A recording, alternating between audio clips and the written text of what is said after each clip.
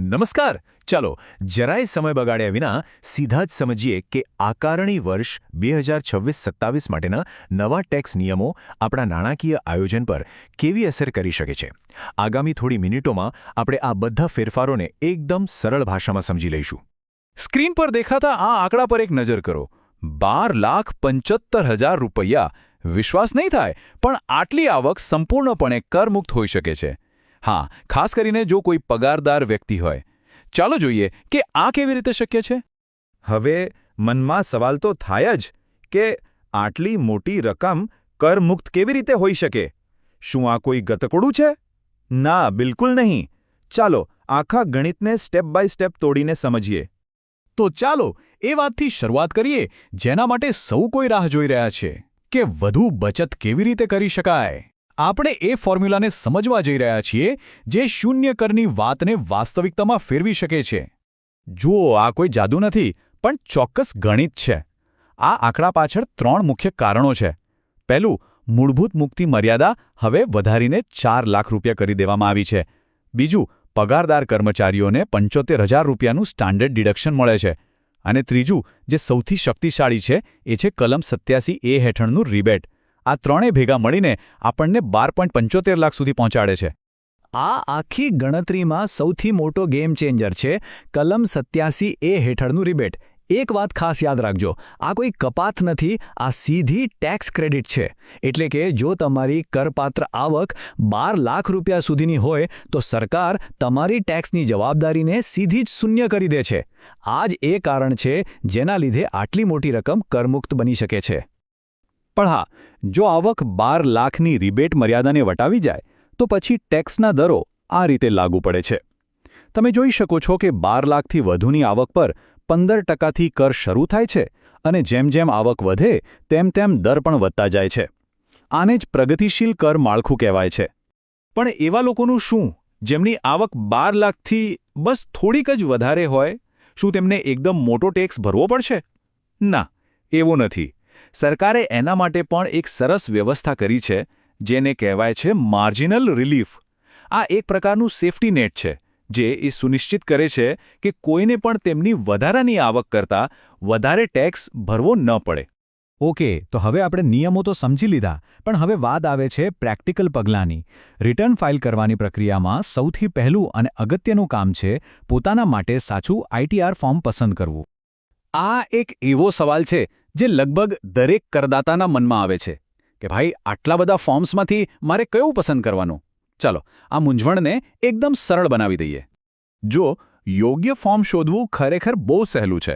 જો કોઈ પગારદાર કર્મચારી હોય અને આવક 50 લાખથી ઓછી હોય તો ITR 1 એટલે કે સહજ ફોર્મ તેમના માટે છે.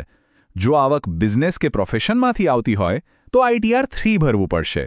અને જે લોકો પ્રિઝમ્પટિવ ટેક્સ સ્કીમમાં આવે છે તેમના માટે ITR 4 એટલે કે સુગમ ફોર્મ છે.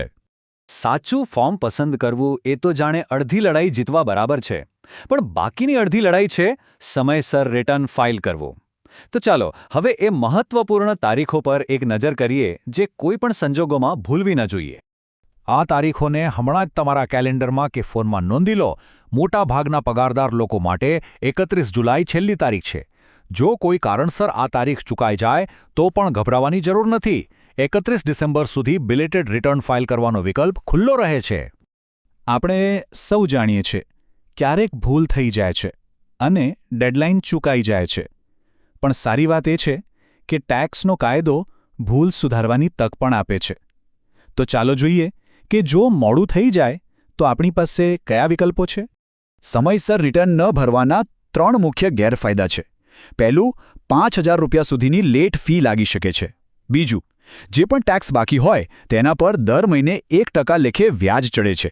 અને ત્રીજું, જે કદાચ સૌથી મોટું નુકસાન છે, તે એ છે કે જો કોઈ ધંધાકીય નુકસાન થયું હોય તો તેને આવતા વર્ષોમાં કેરી ફોરવર્ડ કરી શકાતું નથી.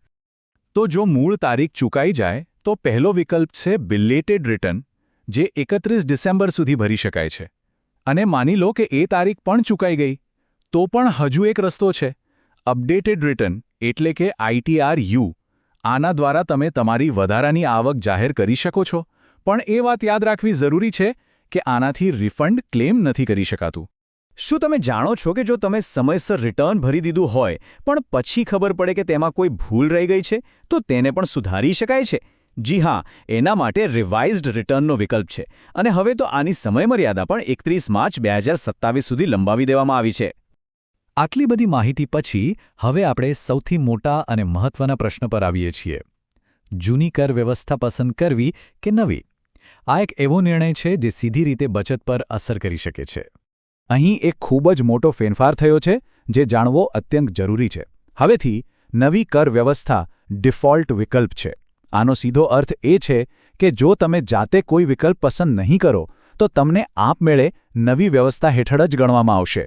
પણ ચિંતા ન કરો, જૂની વ્યવસ્થામાં રહેવાનો વિકલ્પ હજુ પણ ખુલ્લો છે. તો આખરે કઈ વ્યવસ્થા પસંદ કરવી? જવાબ બહુ સરળ છે. જો કોઈ એટીસી, એચઆરએ, હોમ લોન વ્યાજ જેવી ઘણી બધી કપાતોનો લાભ લેતું હોય તો તેમના માટે જૂની વ્યવસ્થા વધુ ફાયદાકારક સાબિત થઈ શકે છે. પણ જો કોઈને સરળતા ગમે છે, જટિલ ગણતરીઓ નથી કરવી અને ઊંચી કરમુક્ત મર્યાદાનો સીધો લાભ લેવો છે તો નવી વ્યવસ્થા તેમના માટે એકદમ પરફેક્ટ છે. તો આ બધા જ નવા નિયમો અને ફેરફારોને ધ્યાનમાં રાખીને એક અંતિમ સવાલ વિચારવા જેવો છે. શું તમારી હાલની ટેક્સ પ્લાનિંગની સ્ટ્રેટેજી હજુ પણ તમારા નાણાકીય ભવિષ્ય માટે શ્રેષ્ઠ છે? આ માત્ર નિયમોનું પાલન કરવાની વાત નથી, પણ આ એક તક છે આપણા નાણાકીય ભવિષ્યને વધુ સુરક્ષિત અને સમૃદ્ધ બનાવવાની.